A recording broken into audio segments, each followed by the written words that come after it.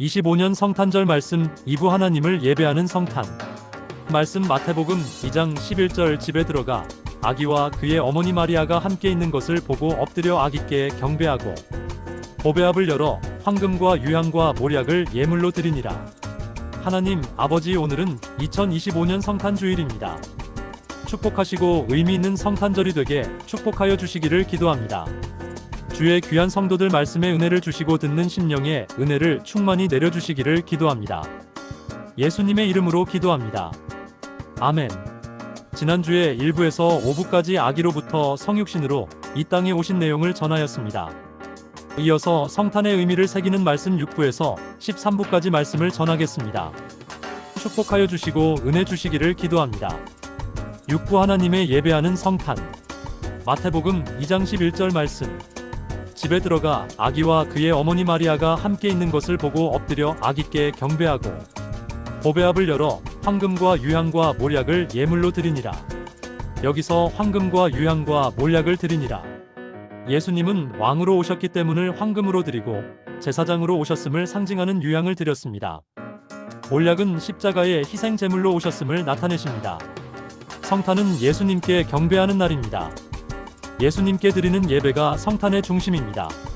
7부 성탄의 목적은 우리를 자녀 삼기 위함입니다. 갈라디아서 4장 4-5절 말씀. 때가 참에 하나님이 그 아들을 보내사 여자에게서 나게 하시고 율법 아래에 나게 하신 것은 율법 아래에 있는 자들을 속량하시고 우리로 아들의 명분을 얻게 하려 하심이라. 성탄은 죄에서 해방된 자를 넘어 하나님의 자녀가 되는 날입니다. 우리는 고아가 아닙니다. 우리는 버려진 인생이 아닙니다. 우리는 하나님의 아들, 딸입니다. 아빠, 아버지라 부를 명분을 주신 날이 바로 성탄절입니다. 8부 성탄의 겸손은 자기를 비움을 나타내십니다. 빌립보서 2장 6-7절 말씀. 그는 근본 하나님의 본체시나 하나님과 동등됨을 취할 것으로 여기지 아니하시고 오히려 자기를 비워 종의 형체를 가지사 사람들과 같이 되셨고. 성탄의 은혜는 하나님의 낮아지심에서 나옵니다. 우리를 높이기 위해 그분은 스스로 낮아지셨습니다. 마구간까지 낮아지신 것입니다. 9부 성탄은 은혜의 방문. 디도서 2장 11절 말씀. 모든 사람에게 구원을 주시는 하나님의 은혜가 나타나. 성탄은 은혜가 찾아온 사건입니다. 우리가 애써 하나님을 찾지 못할 때도 그분이 우리에게 오셨습니다. 초라하고 부족한 예배, 부족한 성도, 부족한 설교에도 아랑곳하지 아니하시고 이번 성탄에도 은혜로 찾아와 주셔서 감사합니다. 10부 왜 인간이 되어야 했는가?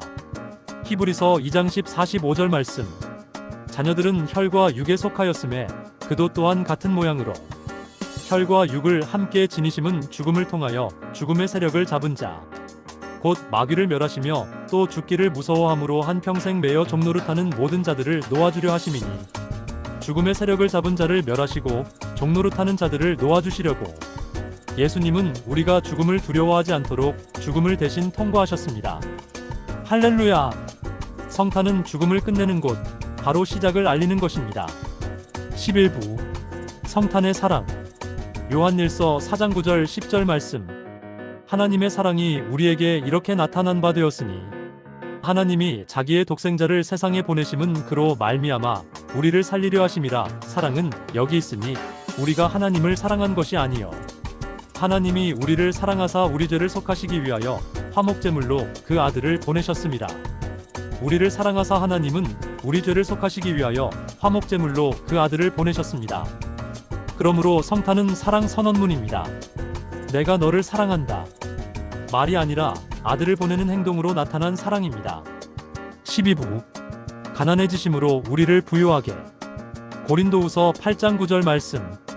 우리 주 예수 그리스도의 은혜를 너희가 알거니와 부유하신 이로써 너희를 위하여 가난하게 되심은 그의 가난함으로 말미암아 너희를 부유하게 하려 하심이라. 그의 가난함으로 너희를 부유하게 하려 하심이라고 하셨습니다. 말구유의 가난은 우리를 영원한 부유로 인도하는 통로였습니다.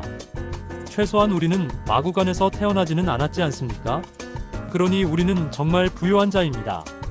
지난밤에 마태복음 13장 44절 천국은 마치 밭에 감추인 보화와 같으니 사람이 이를 발견한 후 숨겨두고 기뻐하며 돌아가서 자기의 소유를 다 팔아 그 밭을 사느니라. 말씀과 같은 꿈을 꾸었는데 3,000평 정도의 땅이 있는데 그 속에는 엄청난 가스가 들어있다는 것입니다. 그런데 지금은 꺼낼 수 없는데 개발을 하면 큰 수익을 얻을 수 있다고 했습니다. 잠에서 깨어 이 무슨 내용의 꿈인가? 구원의 은혜인가? 성탄절을 맞이하여 우리에게 구원의 은혜와 천국을 주시려고 하시는가?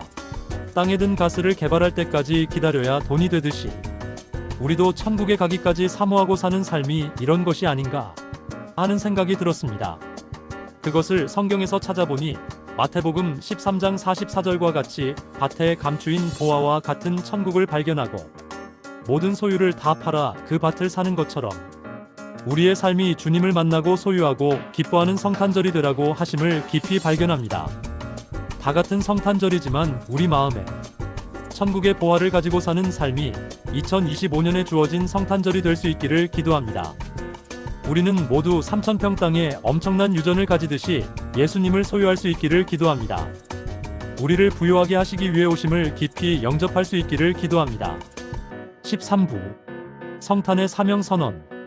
마태복음 20장 28절 말씀. 인자가 온 것은 섬김을 받으려 함이 아니라 도리어 섬기려 하고 자기 목숨을 많은 사람의 대속물로 주려 함이니라.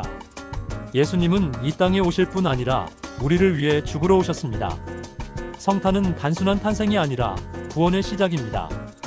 결론적으로 성탄은 아직 구원받을 자가 있는 이상 끝나지 않았습니다. 성탄은 과거의 기억이 아닙니다.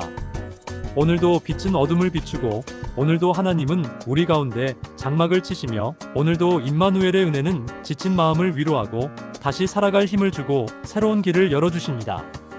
오늘 이 시간 성탄절의 주님은 조용히 우리에게 말씀하십니다. 내가 너와 함께 있다. 내가 너를 버리지 않는다. 나는 오늘도 너의 구주다. 성탄은 오늘도 우리에게 임합니다. 예수님이 오신 날 우리 인생이 다시 시작됩니다. 할렐루야! 기도드리겠습니다.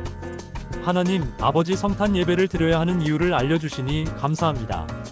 성탄은 죄에서 자유하게 하고 살려서 자녀 삼아서 부유하게 하시려고 합니다. 그러시면서 우리를 섬기러 오셨다고 하십니다.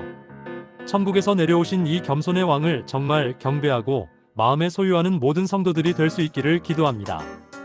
예수님의 이름으로 기도합니다. 아멘. 축복합니다.